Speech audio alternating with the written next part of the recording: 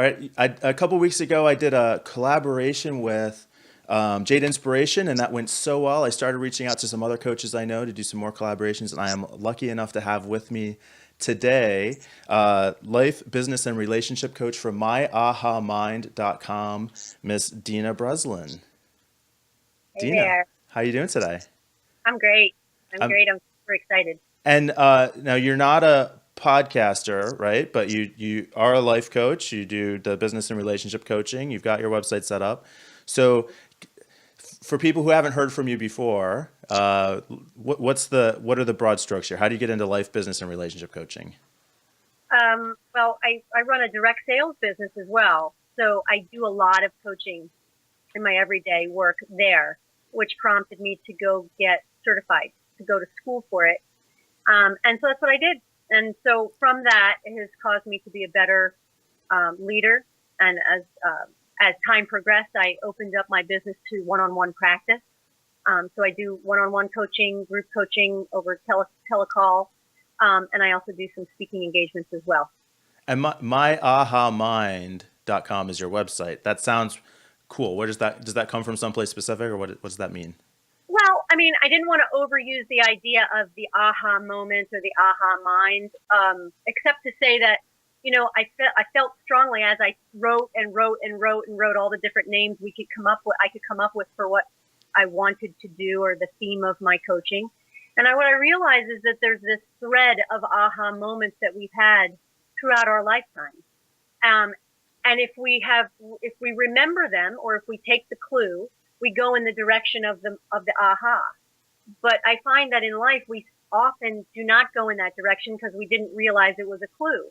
So most of what I do in my coaching is to help people remember the ahas, or to have more ahas, and to be more familiar with them as they are clues. So this actually sounds to me like a perfect way to start what we're going to talk about, because what we kind of got together a couple of days ago to brainstorm what do we want to talk about. We're going to do two or three videos here, and what we decided is that we were going to talk about internal self-talk. And Yeah, so I'm thinking this is kind of what's happening in our minds when we have these aha moments and when we talk ourselves out of them, right? that's correct. So Right. Go ahead. what are we talking about here with self-talk? I mean, does everybody kind of just know what this is because we all do it, or how do we need to set this up? Well, I think you hit it. I think everybody has self-talk. I think sometimes we don't even recognize that it exists because it happens to us just like natural. Um, and we let the self-talk, whether it be true or not, direct us. And we've gotten good at that over the years, starting at toddlerhood into adolescence, and then certainly college age if we went to college, and external environments wherever we lived in our 20s. We developed different self-talk based on what kind of got us through, not necessarily based on what was our true self, what was our true path.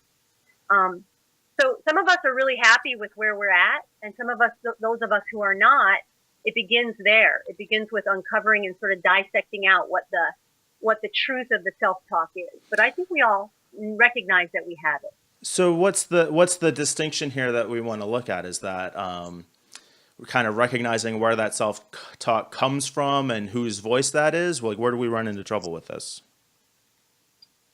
That's really a great point. I tend to, in my coaching, try to help people determine who's speaking.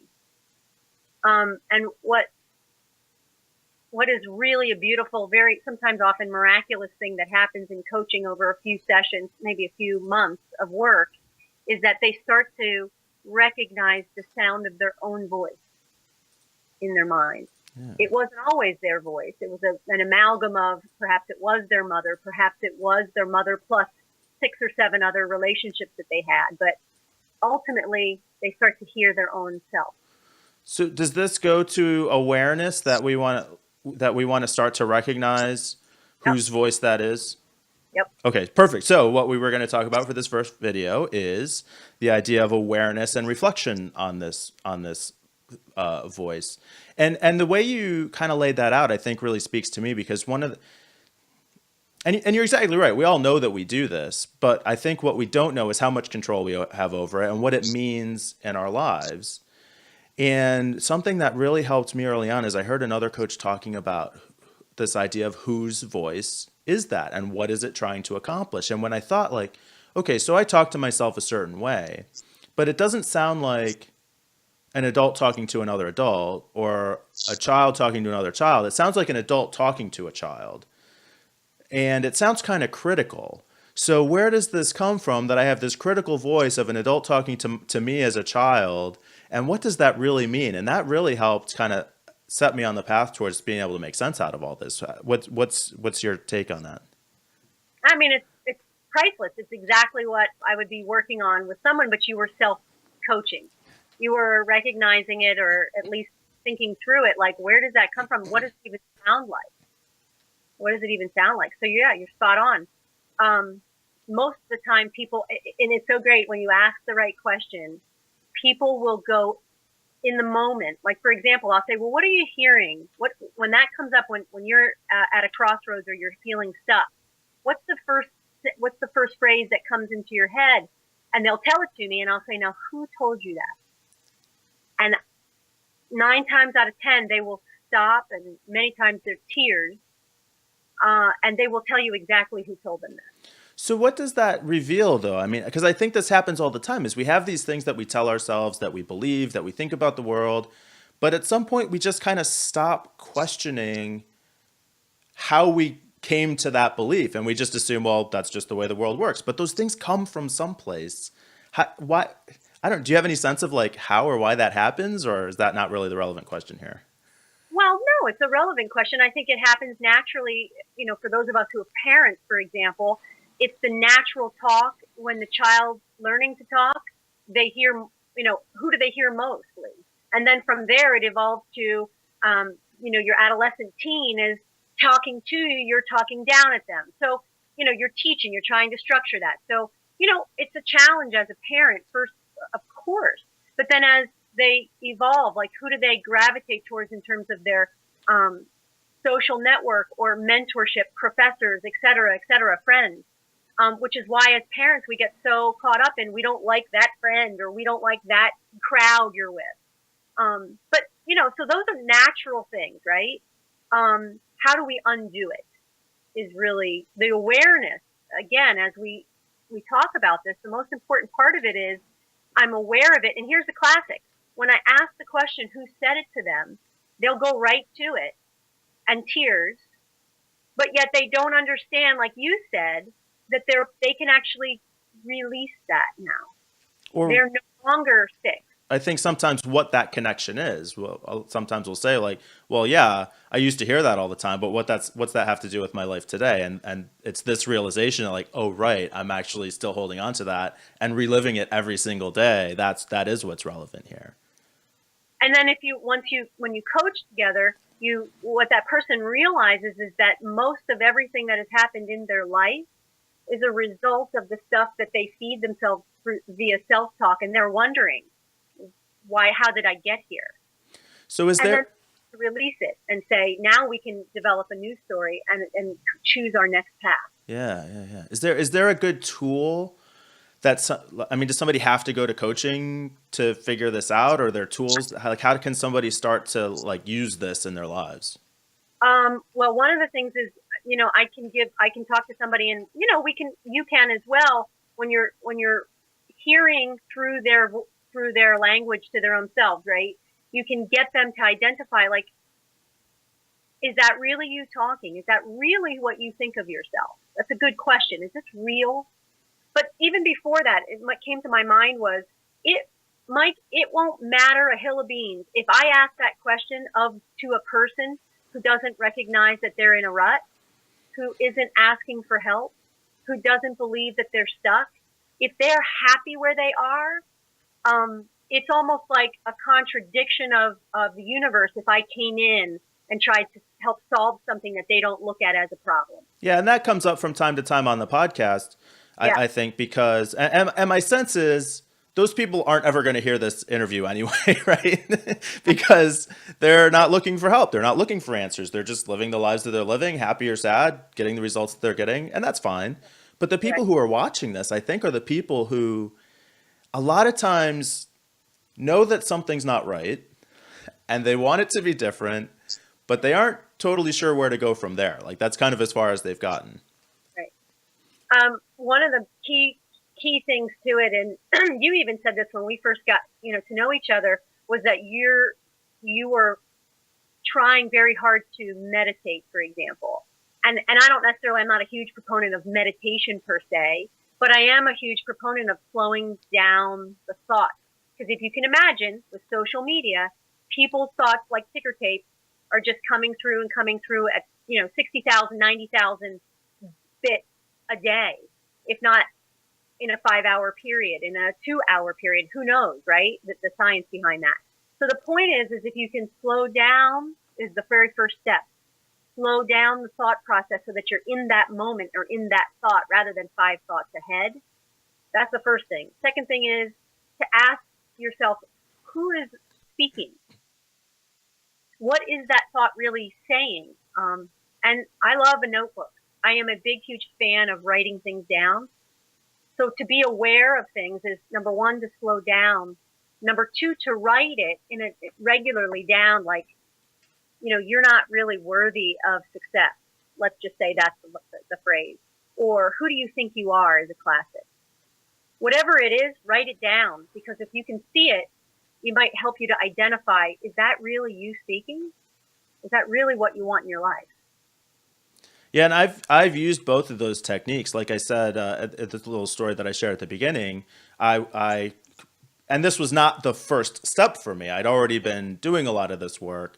But to hear that tip of like, whose voice is that and what's it really saying was really helpful. And I was able to catch that in individual moments when I would hear myself, I would hear that self-talk going, and I'd be able to stop at that moment of reflection and say, okay, whose voice is this and what's it really saying to me? But then I've also had times where I've used the other technique that you mentioned, and I love my whiteboard. So I went to my whiteboard, and this exercise I did was around money, and I recognized I had a lot of money blocks. So I just thought, okay, well, I'm going to write down on my whiteboard everything that I think is true about money.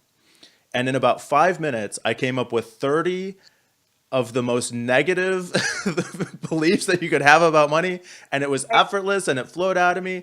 And then I was able to step back and just look at that list and think about, like, what do all these things together mean? What's the picture that I'm painting here? And that technique has been really helpful for me too in a couple different areas where it's not an individual thought, but it helps me to kind of create a collage of the beliefs that I have in certain areas, and can step back and ask the question, like, what's the theme here? What is, even if I can't see what's at the core of this, what's it all pointing to? And that's been really helpful in unraveling a lot of this stuff in my own life. So I think those are spectacular tips. Anything else on the idea of awareness or reflection that we want to touch on before we wrap up here? No, I just think, like you said, I said, just the slowing down. And if you're stuck, if anyone who's listening feels really stuck and just maybe spinning, you're doing the same things, you're behaving the same way, hoping for a new outcome, but realizing that's very similar. Maybe it's a relationship, for example. You broke up with this person, now you're with this person. You notice that it's the same thing happening. We'll use that, or a job, for example. If you're in that moment, you're in that space, slow down and really turn the mirror to yourself rather than blaming the external situation or that person or that job or that boss, whatever. Because really, you've got a lot more power in this than you may have originally thought. And this too is an area where coaching can be really helpful, or even just a friend. Because people from the outside, and a good coach is going to be especially good at this, but seeing those patterns, hearing that self-talk, and helping you to really narrow in on where is it that this is happening. Absolutely. Yeah, I love it. I will say this just one thing though before we wrap on the idea of friends. Friends are great, and friends almost validate what you put out there on the table. Most of the time, friends will validate that rather than taking the risk of asking a good question that says, what role do you have in that? Yeah, that's a good point. Friends, often want to comfort you and soothe you when you're stressed. So they often don't necessarily do what a coach would do, which is why it's so funny, because so many people go, I don't need help. I don't need to hire someone. And I have found over the years that through all my years of quote unquote therapy, the one thing, the one person that helped me the most was a life coach. So Awesome. I encourage you all to consider that. I agree. Awesome, awesome, awesome. Love it. All right, so that's our first video. We're going to do some time delay tricks here. So I'll release these over a couple days, but we're gonna just keep recording here after a moment's break and come back and touch on the structure and truth. What does that? What's the truth behind that self talk? What's it telling us? What does it really mean? What's really behind that? And so we are going to be right back until you and I speak again. Be the person you want to be, build the business you want to build, and have the successful life you want to have.